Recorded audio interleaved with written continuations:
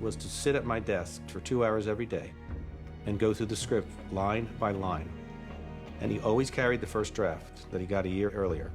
Make sure that all the things that appealed to him in that draft stayed in. And we did it for 2 weeks straight until it was locked. I think silence is a big part of the whole script. He's not a talker. He's a listener. He can say so much without saying anything. He said, I don't need to say that. I can play that. So I was conscious of that while writing all of his scenes, and even the scenes where he has to talk.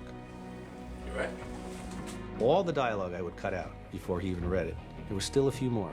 And he was always right about it. And watching him do it, it's like a writing lesson. Move the camera over more.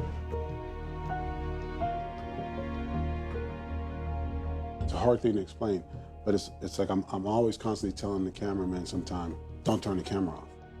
You know, because I'm watching the monitor and he's already there in his world doing what he does, and he's brilliant at it.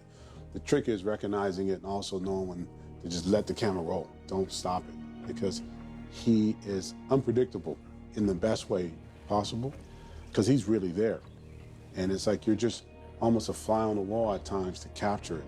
And you just have to be smart enough to know when to continue. Bob. It's interesting working with someone like that and kind of picking up on what he sees and seeing a set through his eyes and how he conducts himself on set. He's taken his time to speak to me and to get to know me and for me to know him, to where we have this chemistry together. So it's interesting to kind of actually build our characters' relationship while building our relationship as people. It helps a lot. You think you know me. You strike me as a sentimental man, Mr. McCall. The whole thing with Denzel has been very enjoyable.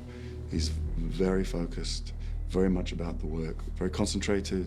He knows his craft, and is very helpful in that he maintains his own space, his own way of doing things very strongly, more than anyone else I've worked with, and I really appreciated that. You did it to this badge, Frank. You disrespected this badge. You understand me? All right, I got fucking nothing. You're right. You got You got nothing. You're exactly right.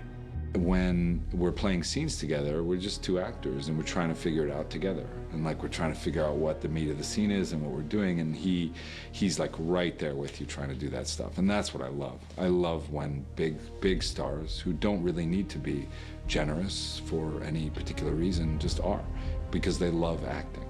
If you've come for my help, I can't give you any. I understand. Do you? Just came for tea. I come to work to create a character.